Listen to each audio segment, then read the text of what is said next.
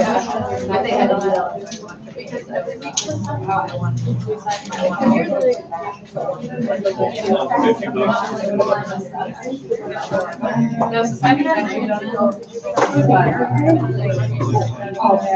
hate that.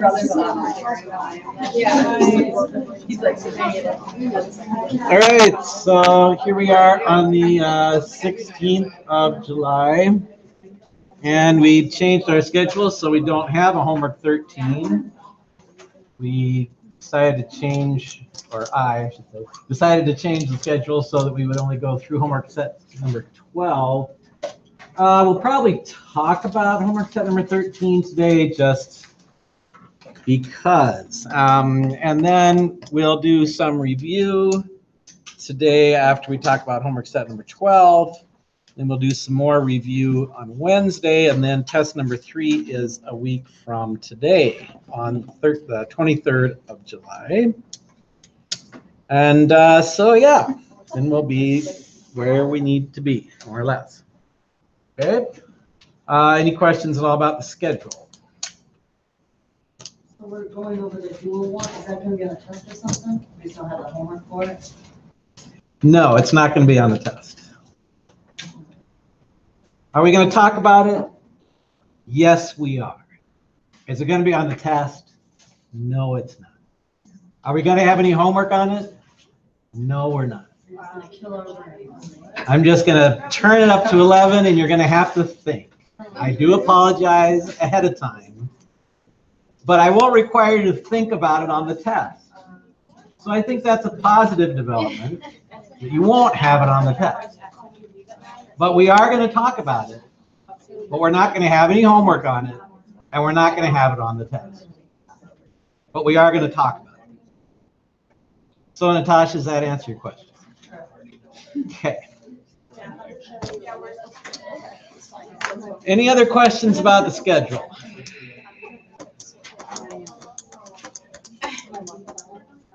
All right.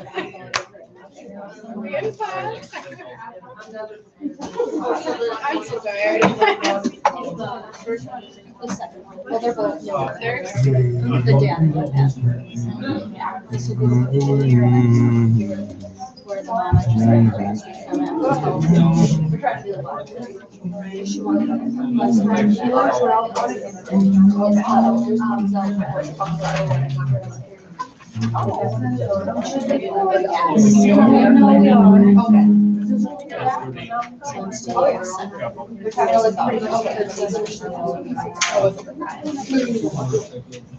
Okay, so we're actually going to start reviewing just so that you know exactly what we're doing before we get to this homework set, because we want to put the homework set in context of everything else. All right. So we're talking about statistics here, and we need to know what is the purpose of statistics. It is data-driven decisions.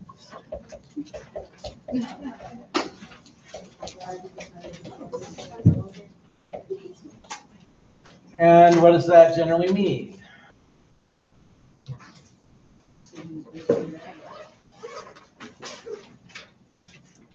There's a phrase. I don't think it's what Emily said. There's a phrase, and it's something that I said. And I want to know what it is. When we do data-driven decisions, what generally does that mean? That's the process of statistics, which we will talk about.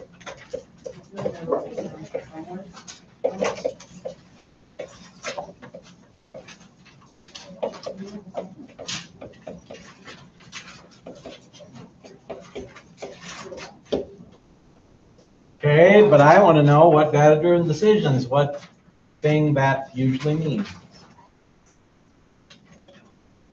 You need experience to know how to do the data in the right way. We do. Experience is necessary along with statistics, but there's something that we want to do. You also need humility because you don't know. That's right, because you need humility, and that includes probability. Yes, it does, but that's still not the answer.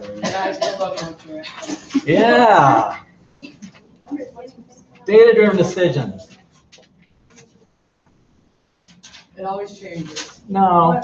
Usual, unusual. Usual and unusual, that's after the thing that I'm looking for. What to expect. Yes. Oh, that makes sense. Yeah, which I always say about this. Here we have the usual and the unusual.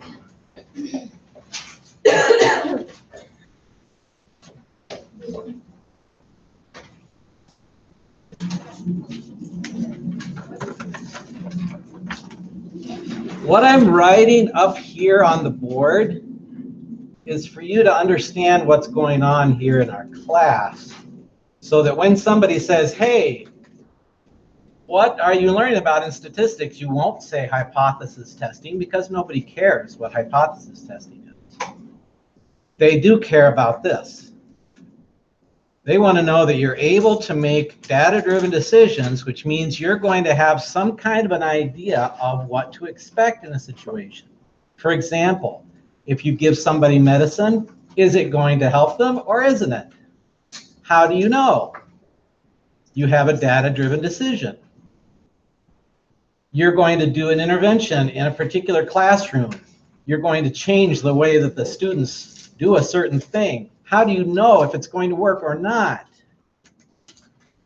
If you're doing data-driven decisions, then you're going to know what to expect because of some kind of research that somebody did, which says if you do this thing, it's going to change things in a certain way. That's what we're after, okay? Hypothesis testing is the way that we find out what to expect in a situation, as well as if we say we can use hypothesis testing, what's the other thing that we can use to do this thing?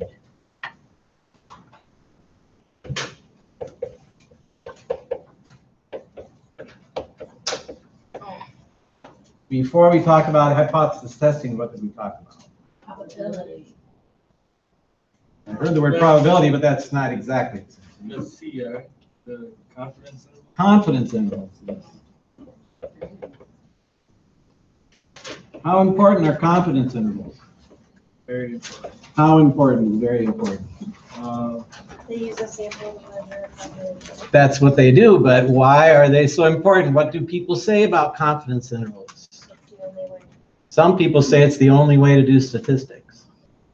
Okay? So confidence intervals are really important because some people say it's the only way to do statistics. We're right now doing hypothesis testing. That's the traditional way that most research, as we showed, most research that's out there uses hypothesis testing. What are they trying to prove? What is hypothesis testing trying to prove? It's trying to prove a difference.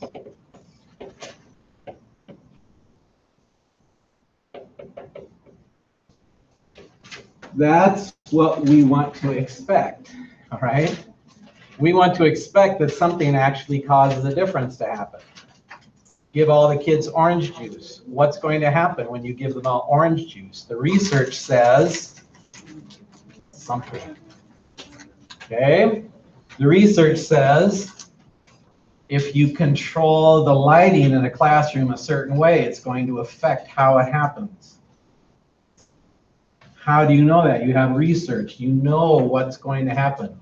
And the hypothesis testing is saying if I do a thing, or if I see a thing, if I observe a thing, then I know that this out here is different because of the thing, whatever it is. Now, I can do that with hypothesis testing, trying to prove a difference. But some people say what you really need to do is do confidence intervals. Use the sample to understand the population. Specifically, the confidence interval will give you an interval to say what the thing is that you're measuring. So you give the kids a bunch of orange juice. That means it's going to change their test score to be in a particular range. So then you can have an idea of what's happening. What happened because you gave them the orange juice. And so then the confidence interval gives you more information about the actual thing that's happening, where hypothesis testing is specifically focused on the difference. Does it make a difference? Confidence interval tells you more. It tells you how much of a difference it makes and what's really going on, which is more information than hypothesis testing does. Okay, what are the 3 things for which we can measure confidence interval? 3 measurements. They are proportion, mean, standard deviation. What kind of table number are we looking for each of those? Proportion, we use Z for the mean, T. and standard deviation, chi-squared. Right? So these things are what we use when we're talking about confidence intervals. They're also what we use for hypothesis testing. So when we look at this particular problem, it says use table G. It's giving me numbers, and it says a right-tailed test. Then table G is chi-squared. So that's what we're working on here. Chi-squared test for the standard deviation. Okay. So if we ask the question, why are we doing this? This right here is why. So that you would say this is important for you to understand how it connects to the ultimate purpose, which is to know what's happening by data, and then to be able to make a decision about whether something works or doesn't. And of course, we have humility because of probability, and we, through our experience, know that not everything works all the time anyway. So we just do the best we can. All right. So this all being said, and this all being connected here, let's just do a hypothesis test for a standard deviation. So let's say that I've got, oh, well, we can use the one that we've got here, not the first one maybe, or the second one, or the third one, but the fourth one. Okay? So what we're talking about weather and weather observations. And we want to know something about the standard deviation. Now, as we talked about a couple of times, if you're going to do the standard deviation on the test that's coming up, you won't have to do the standard deviation by hand. That's not something you're expected to do on the test. But on the homework, if we download this data and we open it up in Excel, then we say we want to find the standard deviation. We use this, equals STDEV, and you can use the .s for sample, or you can just use STDEV, left parenthesis, select the data, 6.77 is that standard deviation. Okay, so what we're looking at here, and when we're going to be working with data, okay, this particular problem that you have right here, it's probably the last one you'll have to do that for, because when we get into the next section, we won't have standard deviations quite as much. But here it is. So then we want to find out regarding this standard deviation, but this is crazy because it's asking if it's greater than 8 degrees. And what I just came up with was a number that was less than 8 degrees. Huh. I did not see that. What happens if I solve it?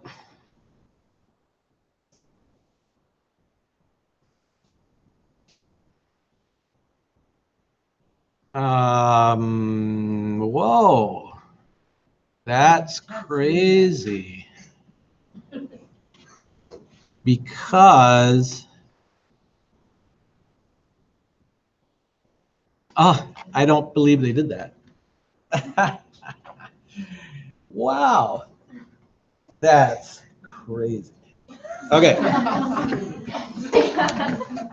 When you have a chi-square distribution, okay, here it has a critical value of 26.3 approximately. It has degrees of freedom are 16. Degrees of freedom is actually here in the middle. And then they came up with a test value of 11. Here's 11. So 26.3, they say, oh, well, it's not in the rejection region, so we don't reject it. It's not even on the correct side of the graph. So that's crazy. So we're not going to do what they did because that's crazy. We're going to do something else. All right, so let's say that I've got the number of people in yoga class at the Y. I assume they have yoga class. Okay. So then what we find is we take a survey of 11 cities, and we find the standard deviation is equal to 5.8. But if we say that the national number is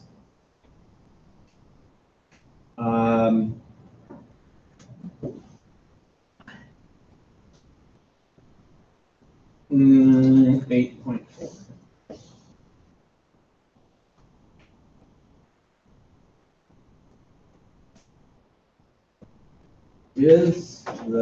This is going to be in Wisconsin. Wisconsin survey voting. Is the standard deviation in Wisconsin less than the national?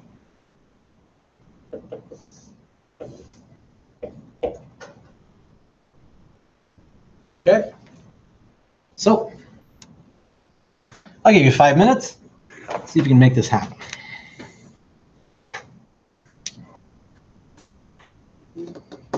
Uh, 4 minutes.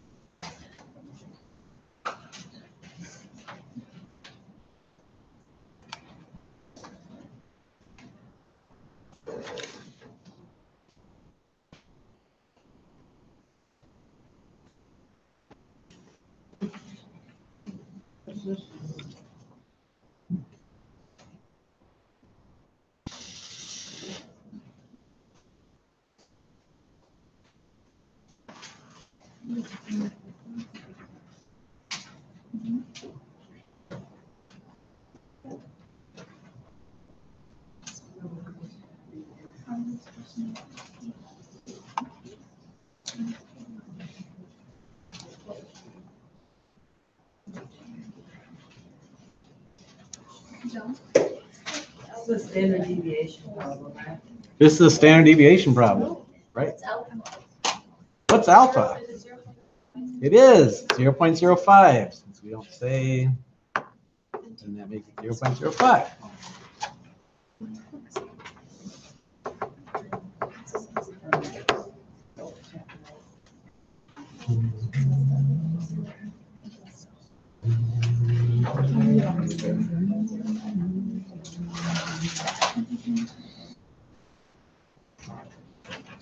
What you should have in front of you are the lists of procedures for doing hypothesis testing, so that you would know what the steps are you're supposed to be doing.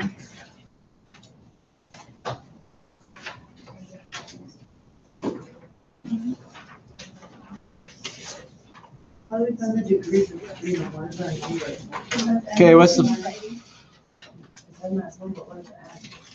I'm not sure. Oh, the 11.6. So it's 5 degrees.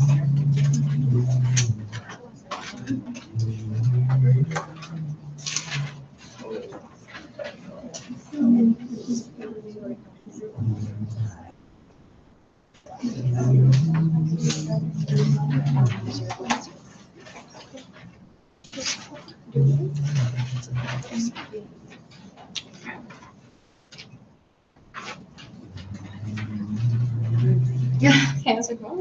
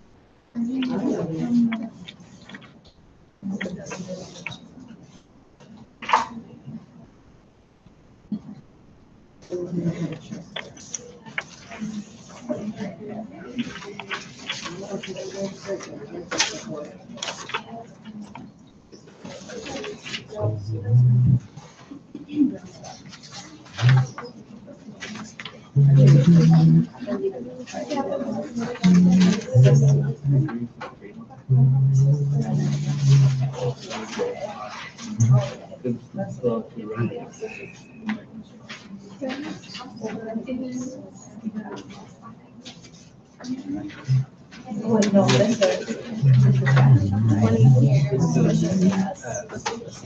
20 years. All right, so you better check with somebody else to find out if you have the correct things. First of all, you should have null alternative hypothesis. Second, you should have critical value. Third, you should have test value. 4, you should make a decision. 5, you should summarize the results.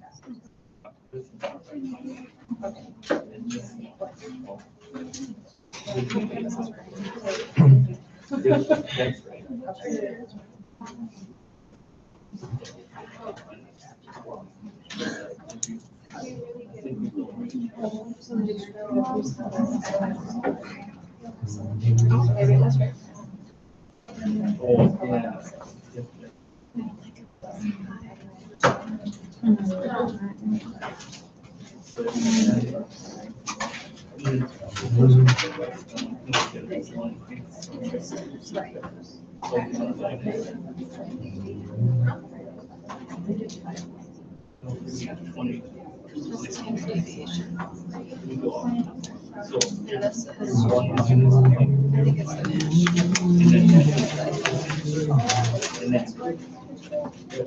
This is, I think it's is the standard deviation that was less than the hypothesis.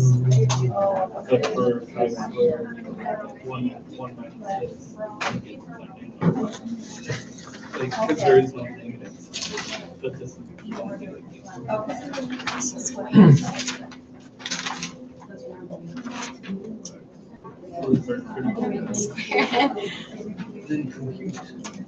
All right, Danielle Koch, can you tell me what my first step is in hypothesis testing?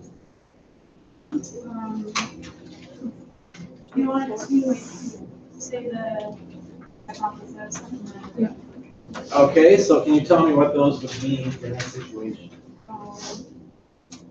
the integration equals 8.4 and then the null hypothesis.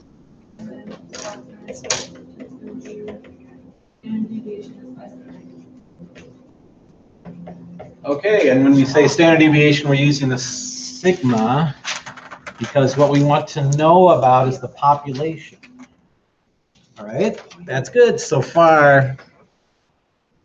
Casey, what's our next step for hypothesis testing? Okay, so where do I look for the critical value here?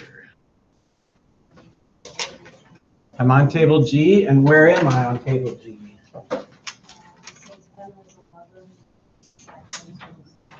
Okay, so I have degrees of freedom 10.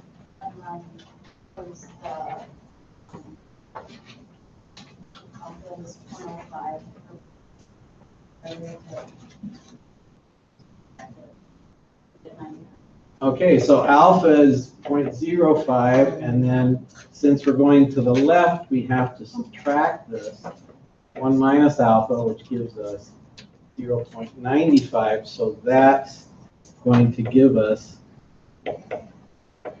our critical value because chi-squareds always go to the right, but we have to go to the left. All right. Jackie, what's that number then? The critical value? 3.940. Okay, Jackie, what's the next thing we need? How do we get that number? We are looking where? Okay, table G. Where on table G are we looking? I did 0.05. Okay, if you look down at the bottom of the page, everything on chi-squared goes over to the right. But our picture tells us we don't want to go over to the right. So we can't just look in the 0.05 section. If it's a left-tailed test chi-squared, we have to do 1 minus alpha. So we're going to the 0.95, yes. Okay. So we're looking at 0.95, degrees of freedom 10. That's where we get that number 3.940. Okay. Jackie, what's next? Finding the test value. Okay. Can you tell me the formula for that, Jackie? That is the,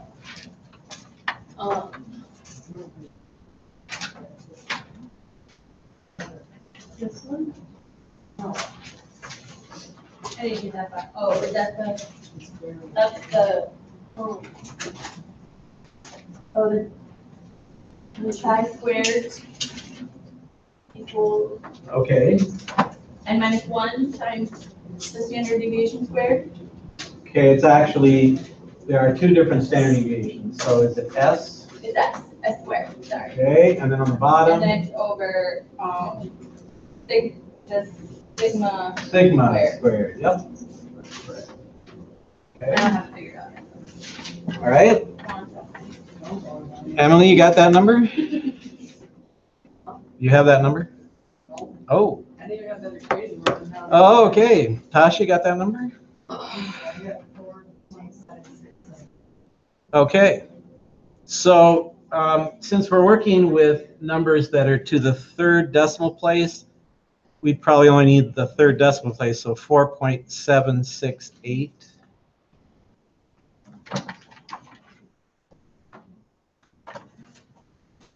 And when we're comparing these numbers, obviously 4.768, it doesn't matter what those last decimal places are because we're comparing it to 3.9. So how accurate does this number need to be? Just accurate enough to compare it to this one. That's all. Not a problem. Okay, so there we are. Emily, can you tell me the next step in the process of hypothesis testing? Yes, Emily, thanks over.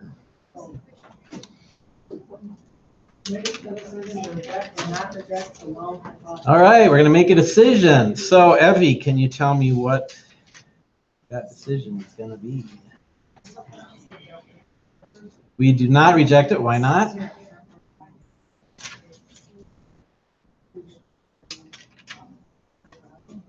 I'm sorry, I can't understand what you said. What did you say? It's bigger than the critical value. The critical value is here, and because it's a left field test, it would be stuff over here. So this is 4.678, which is not here. It's bigger than the critical value, so that means test value is not in the rejection region. So we do not reject Alyssa, what do we say? Do not reject what?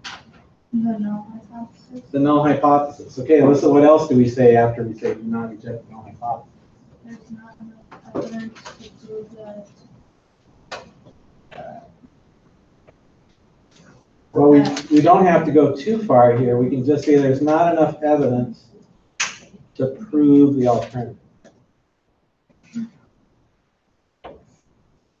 Okay, we can start there, and then we can describe it more fully when we summarize. Okay? So, what are some other things? Can somebody tell me what else I say when I say do not reject the null hypothesis? No decision. Another thing. What else? Could be a random fluctuation. It could be a random fluctuation.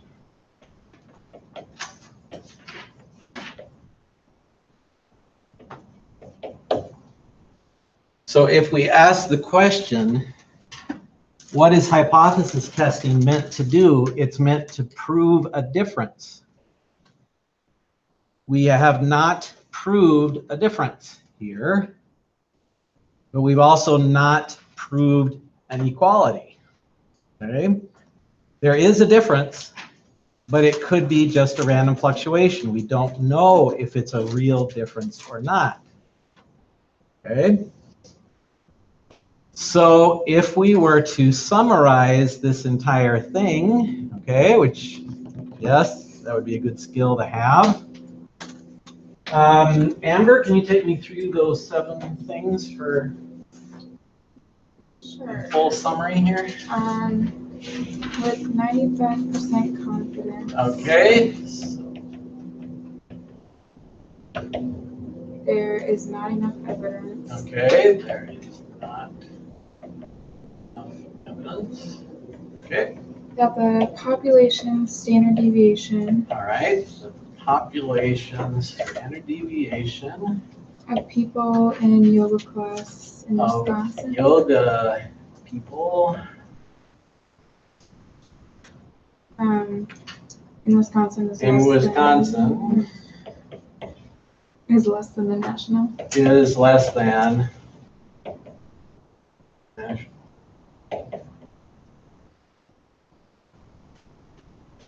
All right, that's that. So again, the process of making these statements happen is that we say alpha 0.05, confidence of 95% for hypothesis testing. This is not a confidence interval. We use 1 minus alpha for that amount of confidence. So there's not enough evidence to prove what we were trying to prove. We were trying to prove that Wisconsin has a lower standard deviation than the national, but we can't really prove it. It could have just been a random fluctuation. Okay? Now, again, when we say we're measuring the standard deviation, what does that mean? What is the meaning of the standard deviation? I'm sorry, what? The number of variations. It's a number or a measurement of the variation of the data set, okay? So what we're saying is, it looks like Wisconsin has a narrow range of numbers. They're more consistent compared to the national number. But we can't actually prove that. It is different, but it's not that much of a difference here. Okay? Now, what if I had changed my alpha to be 10% instead of 5%? What if I used alpha of 0.10? what would happen?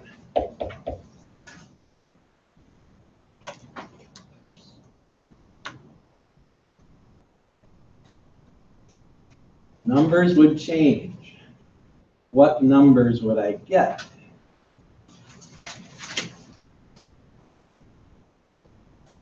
Your critical value would change. My critical value would change. What would my critical value become? 4.865.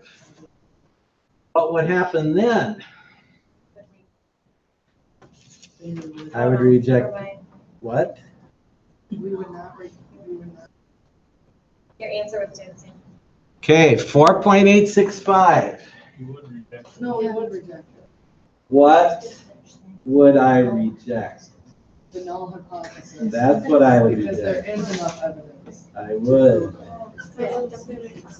So the test value would be in the rejection region.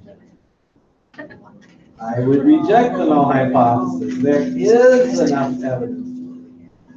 There is enough evidence. 90%.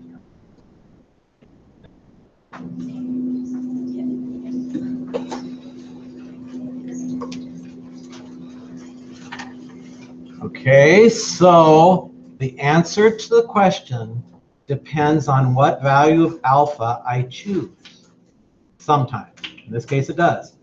If I choose alpha of 0.10, it completely changes my answer.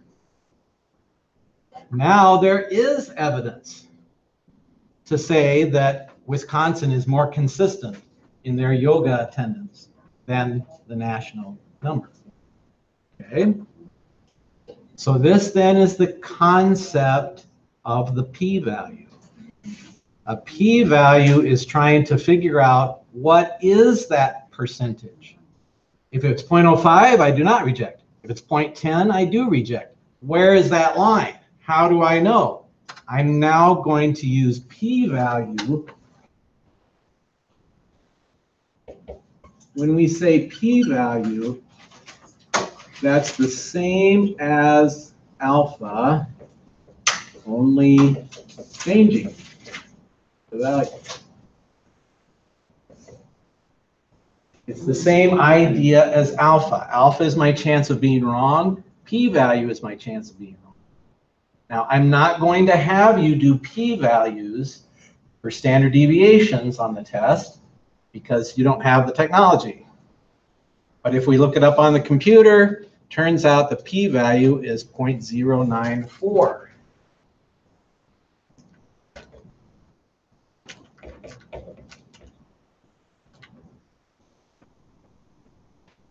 So then that would be the dividing line between rejecting versus not rejecting. So I look here and I say, hey, I have an alpha of 0.10. My p-value is 0.09. So then if I have an alpha of 0.10, I will reject that null hypothesis. All right, there are a couple of questions out there. Emily, yes. What does that say after changing? Yes, value. Okay. And second, how, did you say that alpha was 0.05 and just not write it down? No, I did not. Okay, why is it 0.05? Because when I don't write it down, it's 0.05. Okay, so it's always 0.05 if I don't write it down. Because somebody asked No. Yeah. Okay. Okay. All right. Allie, did you have another question? Okay. Oh, wait, I did, okay.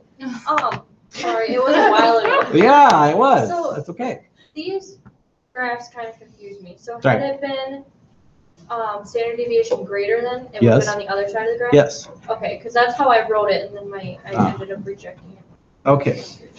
Yeah, it is really important that you draw well, either you draw the graph correctly or you think about it correctly, that if it's less than, then that number has to be to the left. Okay. All right, so this is standard deviation hypothesis testing. Now we're going to do an example of proportion hypothesis testing, where we're going to use the p-value.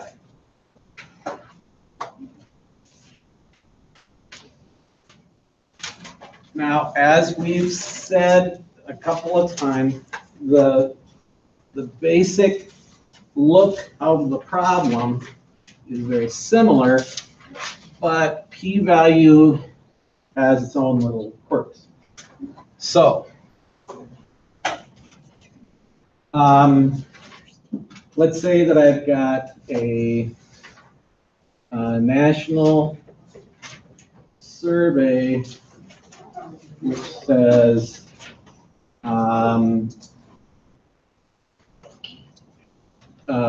pedicures for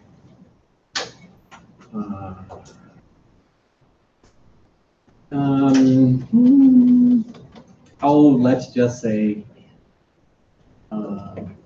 assisted living.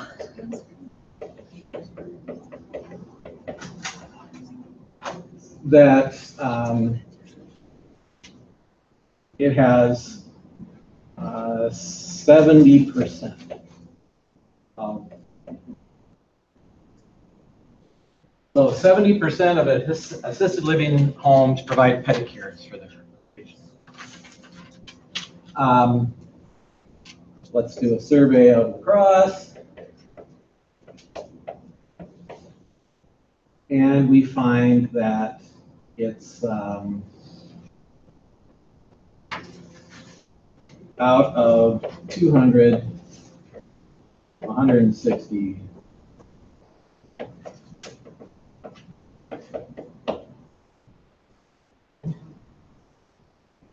And we're going to use the method.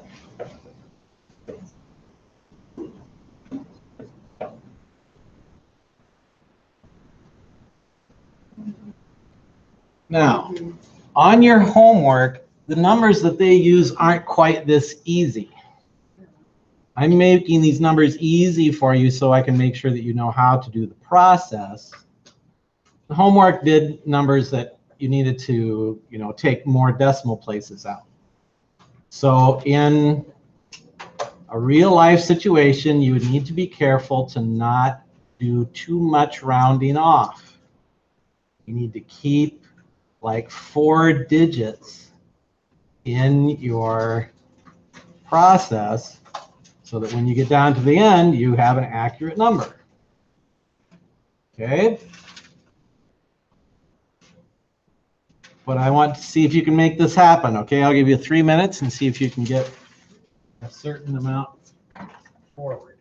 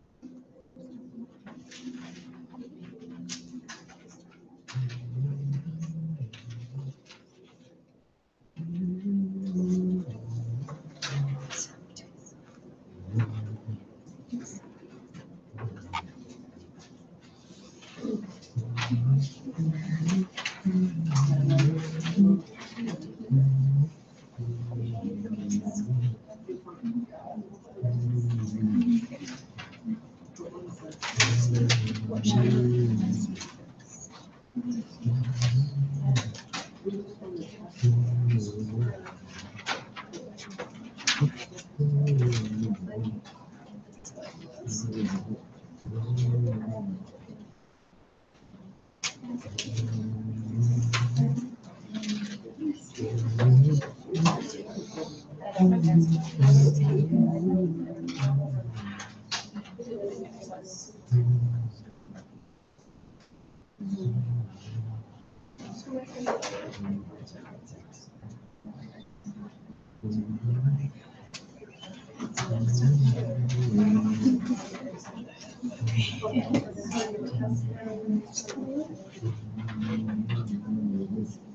I did was the. I don't know. I don't even know the names, so.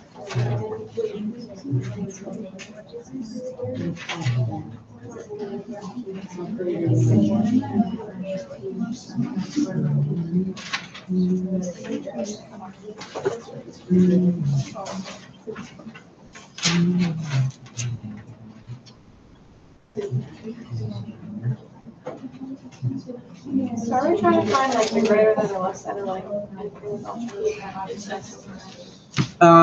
Yeah. What do you got for p hat? So what would be reasonable for an alternative hypothesis?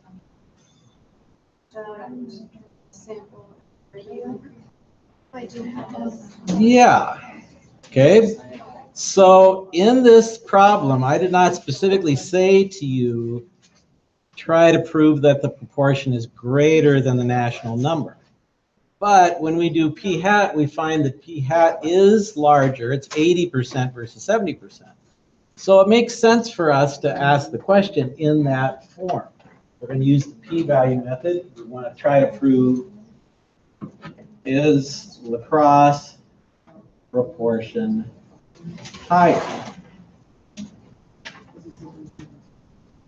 But a little bit of a correction to what you were saying about that, Emily. It's not that we're trying to prove that the sample is greater. We know the sample is.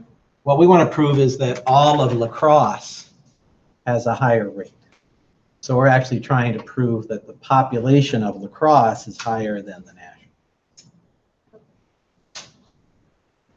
Although it is true that the sample is greater.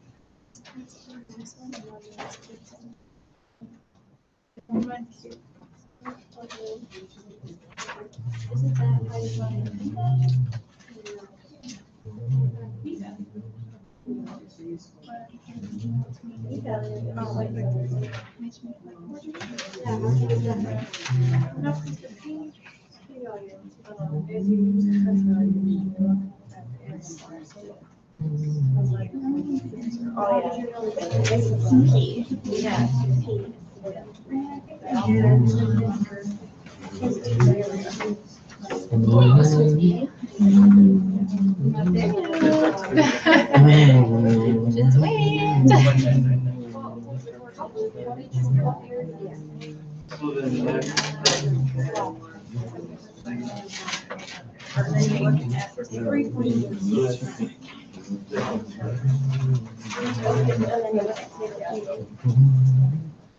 Okay, right, so what did you plug that 3.086 into to decide to? All right. Lisa Peterson, can you tell me how I'm going to write my null and alternative hypothesis? All the So for the null hypothesis, I have p equals 0.7. Okay.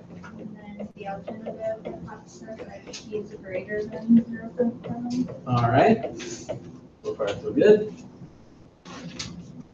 We don't have a critical value when we do p-values. So we don't do that step. But I do need a test value. Emily Yang, can you tell me what the test value is for this? Okay. Haley, can you tell me what the formula is for the test value?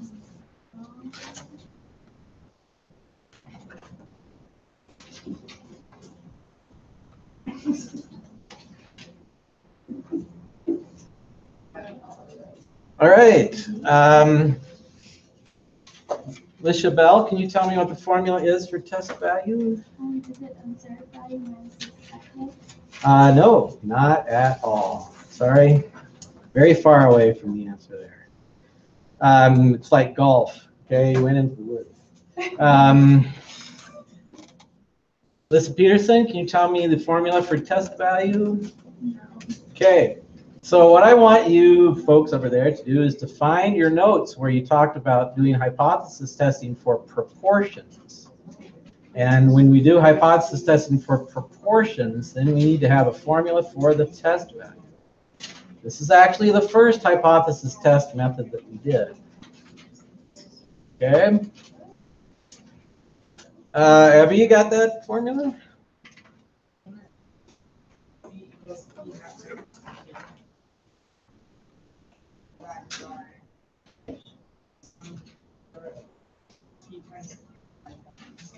Good. This is our test value formula.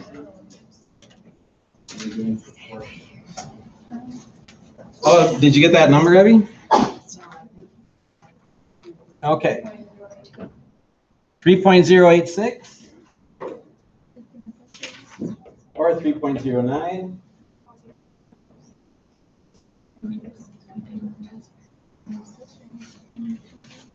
Okay. All right, Haley, does that look familiar? Okay, Emily, right? Alicia? Okay. So P is 0.7, right? Okay, hang on. Yes. Yes, P is 0.7 and P has. P is 0.7, yeah. Thank you. You just kind of have to answer. You didn't know how to do that.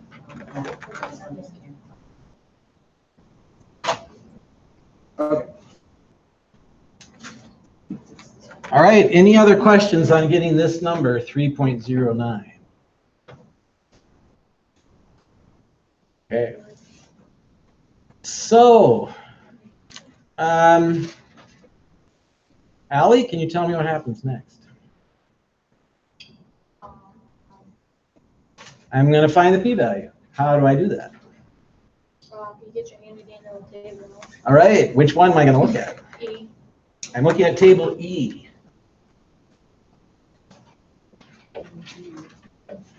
And I'm going to draw a picture of what that looks like right now. The z-score has 0 in the middle, and because it's greater than, that means I'm looking at something over here. And since I'm looking at something over here, and I'm looking at table E, and I have 3.09, Allie, what's that mean? What specific number are you looking at there? The 0.9990, but what's, bigger you have to do the 1 minus. but because it's bigger, it's on the right, so we're going to do 1 minus 0.9990. Yeah, 3.0. You can get the, where's the 0.999? Okay, are you on table E? So I find that value, 0.09. 3.09 is the test value, and it's on table E. That, Okay, wait, sorry.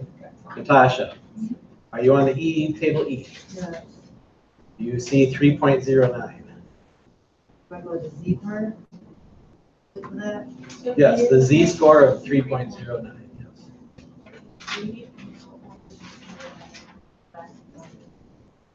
1 minus. And then because it's over on the right-hand side, okay, that's what I want. I want this. But the table, the z-score is always giving me area over on this side. So that's why I take 1 minus that. Get that.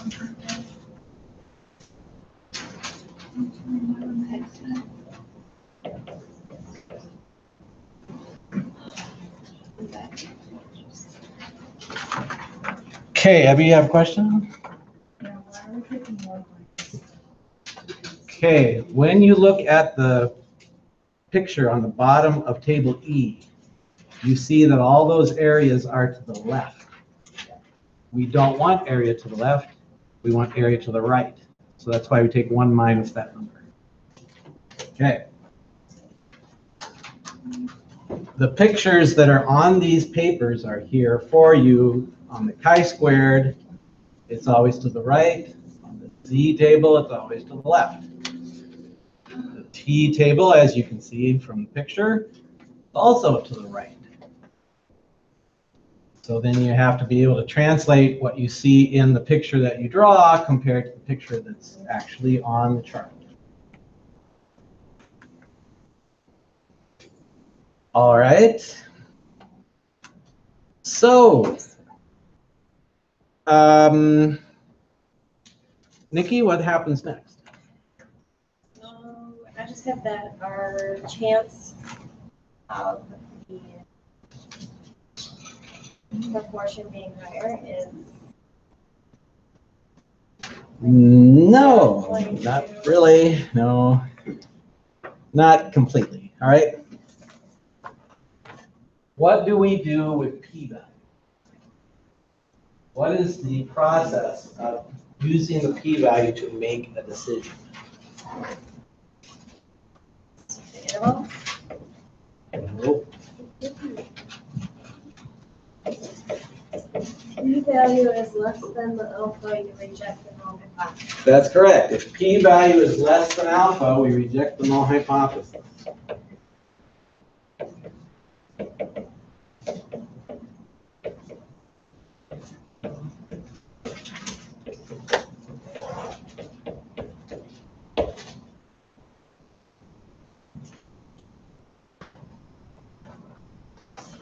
Is this a small p-value? Is it smaller than what we might pick for alpha? Which one's the p-value? 0.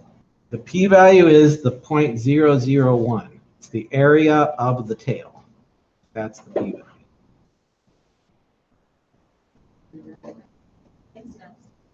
What was our alpha? What is our alpha going to be? Yes, your value. 0.05. So if our alpha is 0.05, is our p-value 0.001 smaller than 0.05? Yes.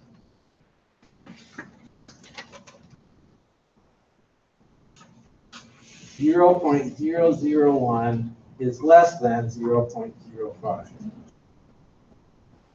So what are we going to do? We're going to reject the null hypothesis because the p-value is small. It's less than 0.05, so we reject the null hypothesis.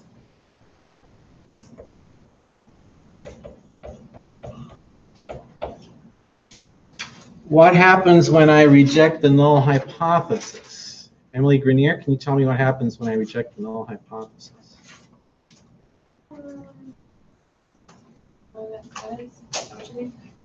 I want to know what it means when I reject the null hypothesis. There's two other things that come right after that. Okay, if I reject the null hypothesis, what is it?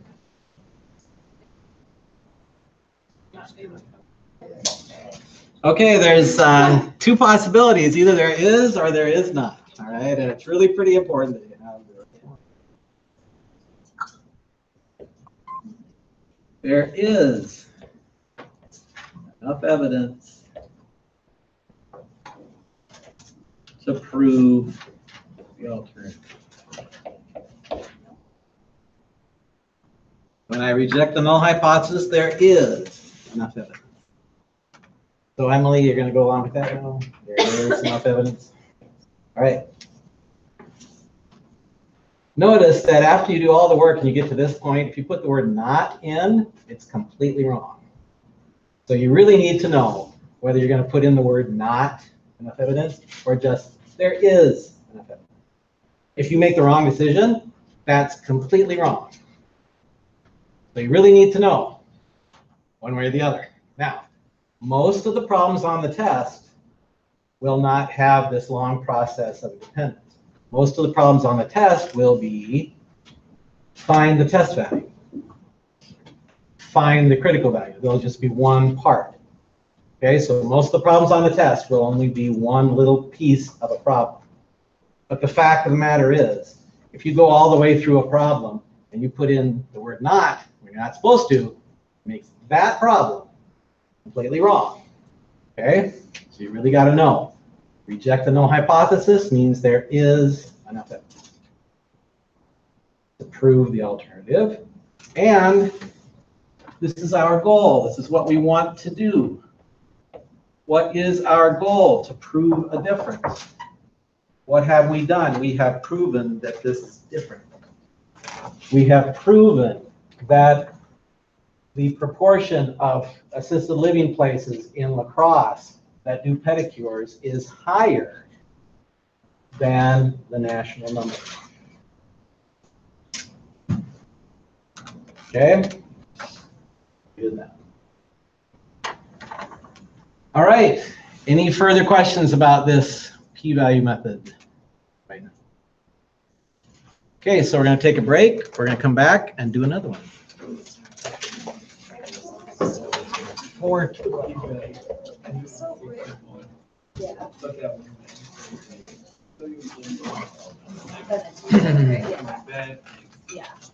So I think sometimes I overthink reject and not reject part. So technically, when you say you want to reject the no, you're actually basing it off of the alternative. Like because I get confused when I say reject the no because I'm looking at the no. Yes, so you really should not want the no. You are wanting the So you make alternative. your decision based on the alternative. Can I prove the alternative? Yes. I just, because like I get it in class, and then I go to the Yep. homework and I overlook at it, and I'm like, and then I click the wrong one. And then Yeah. All right. So don't. But then like, it's just like